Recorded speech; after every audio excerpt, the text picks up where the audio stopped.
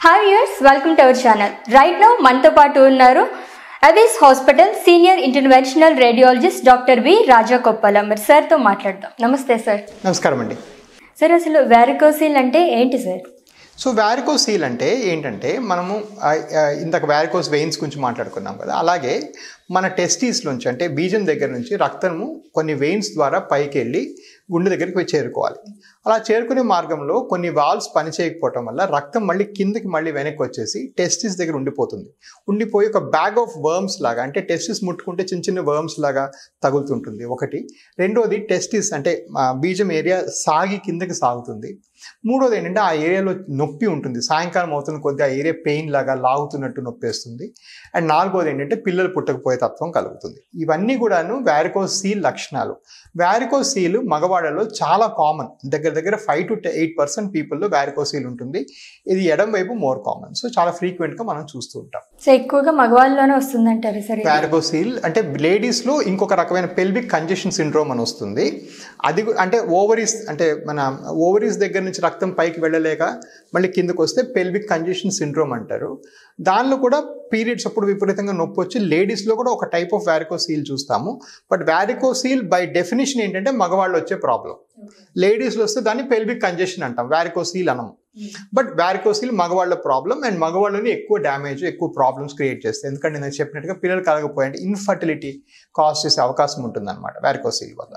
అలాగే దీనికి సిమ్టమ్స్ ఎలా ఉంటాయి సార్ వారికోసీల్కి? సో వారికోసీల్ సిమ్టమ్స్ ప్రైమరీగా ఏంటంటే ఆ పేషెంట్ యూజువల్గా ఆ టెస్టీస్ అంటే బీజం ఏరియాలో లాగుతున్నట్టు, కిందకి ఏదో బరువు పెట్టినట్టు అనిపిస్తుంది కొంతమంది మగవాళ్ళకి. కొంతమందికి ఏంటంటే సాయంకాలం అయినప్పటికీ ఎక్కువసేపు నిలబడి పనులు చేసుకున్నా, లేకపోతే రోజంతా పని చేసినా ఈవినింగ్ అయ్యేటప్పటికి నొప్పి వేస్తుంది, లేకపోతే కొంచెం ముందు కొంగినా ఆ టెస్టీస్ ఏరియా లాగి బాగా దిగ్గు పోటేస్తుంది. మరికొంతమందికి ఏంటంటే స్పర్మ్ కౌంట్ తగ్గిపోతుంది చాలా మందికి. మరికొంతమందికి అంటే స్పర్మ్ కౌంట్ కొంచెం తగ్గుతుంది, కానీ స్పర్మ్లో మూవ్మెంట్ బాగా తగ్గిపోతుంది. ఎందువల్లంటే యాక్చువల్గా ఈ వారికోసీల్లో ఈ రక్తం అంతా ఈవినింగ్ అయ్యేటప్పుడు అలాగే టెస్టిస్లో పూల్ అవుతుంది. మన బీజంలో ఉండాల్సిన టెంపరేచర్ 32 డిగ్రీలు, మన బాడీలో ఉన్న టెంపరేచర్ 36.9 డిగ్రీస్. సో బాడీ కన్నా కొంచెం కూల్గా ఉండాలి టెస్టిస్లో టెంపరేచర్. అలా కూల్గా ఉండకుండా రక్తం అంతా ఉండిపోవడం వల్ల టెంపరేచర్ పెరిగిపోయి నార్మల్ స్పర్మ్ చచ్చిపోయి సాయంకాలం వాటికి నొప్పి వేస్తుంది అనమాట, ఎందుకంటే అలా లాగుతుంటుంది కాబట్టి. సో వారికోసీల్లో జరిగే ప్రాబ్లం అది. సో అలాగే దీనికి ట్రీట్మెంట్స్ ఏమున్నాయి సార్ వారికోసీల్కి? రైట్ అండి. సో వారికోసీల్కి వచ్చేటప్పటికి చాలాసార్లు ట్రీట్మెంట్ ఫస్ట్ ఆఫ్ ఆల్ మనం చేయడం అనేది కొంచెం ఎర్లీగా ట్రీట్ చేస్తేనే మంచిది. అంటే వారికోసీల్ ఉన్నప్పుడు స్పర్మ్ కౌంట్ తగ్గిపోక ముందు చేయాలి.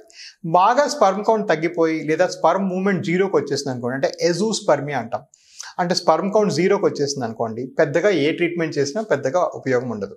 ఇక ట్రీట్మెంట్కి వచ్చేటప్పటికి ఏంటంటే ఫస్ట్ రకం ట్రీట్మెంట్ అంటే మైక్రో వారికోసిలెక్టమీ ఆర్ వారికోసిలెక్టమీ. అంటే ఏం చేస్తామంటే ఆ బీజం ఏరియాలో కట్ చేసి ఆ డాక్టర్ వెళ్ళి ఒక్కొక్క వెయిన్స్ని బయటికి తీసేసి అవన్నీ లైగేట్ చేసేసి కుట్టేసి తీస్తారు.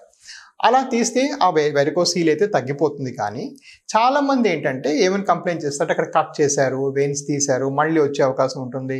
మరి కొంతమందికి ఏంటంటే అక్కడ కాన్ఫిడెన్స్ తగ్గిపోతుంది, నొప్పి ఉంటుంది, అక్కడ వాచిపోయి రెడ్గా అయిపోతుంది, అలాగే రకరకాల ప్రాబ్లమ్స్ ఉంటాయి. అలా కలగకుండా ఉండడానికి కొత్తగా ఇప్పుడు వారికోసీల్ ఎంబలైజేషన్ అంటున్నారు. వారికోసీల్ ఎంబలైజేషన్ అంటే ఏం చేస్తామంటే ఈ గ్రాయిన్ నుంచి, అంటే అక్కడ ఆ ఏరియాకి వెళ్లకుండా పక్క నుంచి ఎక్కడి నుంచి చిన్న సూది పెట్టి కానీ, లేకపోతే కొంతమంది ప్రిఫర్ చేస్తే మెడ దగ్గర నుంచి చిన్న సూది పెట్టి కానీ ఒక చిన్న వైర్ పంపించి ఈ లోపల ఉండే వెయిన్స్ని వాటిని బ్లాక్ చేస్తాం. ఆ వైర్ పంపించి క్యాథెటర్ ఆ వైర్ మీద నుంచి పంపించి ఆ వెయిన్స్ని మాత్రమే బ్లాక్ చేసేస్తాం. అలా బ్లాక్ చేస్తే ఏంటంటే అక్కడ కట్ చేయడం ఉండదు, కుట్లేయడం ఉండదు, ఎటువంటి ప్రాబ్లం ఉండదు. ఇది చేసుకున్న 15-20 మినిట్స్కి ఇంటికి వెళ్ళిపోవచ్చు. ఆ వారికోసీల్ ఏంటంటే లోపల ఆ వెయిన్స్ని మాత్రమే టార్గెట్ చేస్తాం కాబట్టి ఆ వెయిన్స్ మాత్రమే కరుగుతాయి. పక్కన బీజం దగ్గర నొప్పి కానీ కుట్లేయటం కానీ కట్ చేయడం కానీ ఉండదు. అండ్ అది చేసుకున్న నెక్స్ట్ డే నుంచి వర్క్ వెళ్ళిపోవచ్చు. చిన్న స్కోటల్ సపోర్ట్ బ్యాండేజ్ చేసుకోవాలి. సో ఈ వారికోసీల్ ట్రీట్మెంట్, ఈ ఎంబలైజేషన్ ప్రొసీజర్ అనేది చాలా సక్సెస్ఫుల్ ప్రొసీజర్. ఆల్మోస్ట్ 98% సక్సెస్ దీనికి. అండ్ ఇది బెస్ట్లో ఫారిన్ కంట్రీస్ అన్నింటిలో కూడా ఎవరు కట్ చేసి వారికోసిలెక్టమీ చేయించుకోరు. అందరూ కూడా వారికోసీల్ ఎంబలైజేషన్ ప్రిఫర్ చేస్తారు. 95 to 96% పేషెంట్స్ అండర్గో వారికోసీల్ ఎంబలైజేషన్ అమెరికాలో ఫర్ ఎగ్జాంపుల్. సో ఇది చాలా కామన్ ప్రొసీజర్ ఫారిన్ కంట్రీస్లో, ఇంకా ఇండియాలో ఇప్పుడే పాపులారిటీ వస్తుంది. ఓకే. సో పోస్ట్ ఆపరేటివ్ ఎటువంటి జాగ్రత్తలు తీసుకోవాలంటే దీనికంటారు? రైట్ అండి. సో ఇందాక నేను చెప్పినట్టుగా వ్యారికోస్ సీల్ కట్ చేసి తీయడం కన్నా వ్యారికోస్ సీల్ ఎంబలైజేషన్ చాలా సింపుల్ ప్రొసీజర్. ఇది ఒక పావు గంట నుంచి అరగంట ప్రొసీజర్. ఇది చేసుకుని అరగంటకి ఇంటికి వెళ్ళిపోవచ్చు. ఎక్కడ కట్ చేయడం కుట్లేయడం ఉండదు కాబట్టి వాళ్ళు వెంటనే పనులన్నీ రెజ్యూమ్ చేసుకోవచ్చు. ఆ ఏరియాలో కొంచెం సపోర్ట్ బ్యాండేజ్ లాగా అంటే టైట్ అండర్వేర్ లాంటిది వేసుకుంటే సరిపోతుంది ఒక వారం రోజులు. దాంతోపాటు చిన్న చిన్న పెయిన్ కిల్లర్స్ ఇస్తాం. అంటే నాకు నొప్పి ఉంటే ఒకవేళ పని చేయడానికి ఇస్తాము. అంతకన్నా ఏం పోస్ట్ ఆఫ్ ఇన్స్ట్రక్షన్స్ లేదు. అన్ని పనులు యథావిధిగా చేసిన తర్వాత చేసుకోవచ్చు. డైట్ ఎలా తీసుకోవాలంటారు sir? Absolutely no dietary restriction అండి. దీని ఆపరేషన్ కూడా యాక్చువల్గా ఏం మత్తు ఇవ్వం కాబట్టి ఆ రోజు పొద్దున్న కూడా వాళ్ళు తిని రావచ్చు అండ్ నెక్స్ట్ డే అన్ని తీసుకోవచ్చు. సో బేసిక్లీ ఎటువంటి మీకు ప్రాబ్లమ్స్ ఉండవు, డైట్ ఎటువంటి రిస్ట్రిక్షన్స్ లేవు. సో అలాగే మన అవీస్ హాస్పిటల్స్లో మొత్తం అన్నీ ఉన్నాయా సార్ ఇక్కడ? రైట్ అండి. సో వ్యారికోసీల్ ఎంబలైజేషన్ చేయడానికి కూడా క్యాత్ ల్యాబ్ అనే ఒక ఇన్స్ట్రుమెంట్ ఉండాలి, అంటే ఒక పెద్ద మెషిన్ ఉండాలి. సో మన దగ్గర క్యాత్ ల్యాబ్ అంతా ఉంది కాబట్టి ఇది ఈజీగా చేయొచ్చు. అండ్ డెఫినెట్గా హైదరాబాద్లో హైయెస్ట్ నెంబర్ ఆఫ్ వ్యారికోసీల్ ఎంబలైజేషన్స్ మన దగ్గర జరుగుతున్నాయి, నెలకు 30-40 దాకా. అండ్ ఇందాక నేను చెప్పినట్టుగా నేను ఇంతకుముందు యూఎస్ఏలో పనిచేసేవాడిని కాబట్టి, అమెరికాలో 12 ఏళ్ళు పనిచేశాను కాబట్టి అక్కడ ఎక్కువగా మేము ఈ కేసెస్ చూసేవాళ్ళం. అక్కడ అత్యధికంగా ఎక్స్పీరియన్స్ కూడా నాకు ఇది చేసేదాన్ని ఉంది. అండ్ 100% మనకు ఛాన్సెస్ ఉంటాయి సార్, అంటే మళ్ళీ వచ్చే అవకాశాలు ఏమైనా ఉంటాయా ట్రీట్మెంట్ తర్వాత కూడా? యా. సో 100 అనే పదం అండ్ మెడిసిన్లో వాడటం ఇంపాసిబుల్ అండి. ఇదే కాదు, వెరికోసిలే కాదు, గుండె ఆపరేషన్ అవ్వనివ్వండి, బ్రెయిన్ ఆపరేషన్ అవ్వనివ్వండి, దేనికి కూడా 100% అనే పదం ఉండదు. But extremely successful procedure. మా భాషలో మా మెడికల్ డాక్టర్స్ 2-3 మాట్లాడుకుంటుంటే వాళ్ళ సక్సెస్ రేట్ 95-96% అంటే చాలా గ్రేట్ అని చెప్పడం జరుగుతుంది. సో అలానే చెప్పగలం దీనికి కూడాను. వెరికోసిల్ ఎంబలైజేషన్ దగ్గర 95-98% టెక్నికల్ రిజల్ట్స్ ఉంటాయి, అంటే వ్యారికోసిల్ తగ్గిపోవడానికి. కానీ గుర్తుపెట్టుకోండి, ఇది వ్యారికోసిల్ తగ్గించడానికి, స్పర్మ్ కౌంట్ పెంచడానికి కాదు. కొంతమంది చాలా లేట్గా వస్తారు, స్పర్మ్ కౌంట్ 0 అయిపోయిన తర్వాత వస్తారు. అది అయిపోయిన తర్వాత నేను వెరికోసిల్ ఎందువల్ల ఎన్నో ఏళ్లగా మీరు నెగ్లెక్ట్ చేయడం వల్ల స్పర్మ్ కౌంట్ తగ్గిపోయింది. కాబట్టి ఇది కొత్తగా నేను స్పర్మ్ కౌంట్ పెంచేయలేను.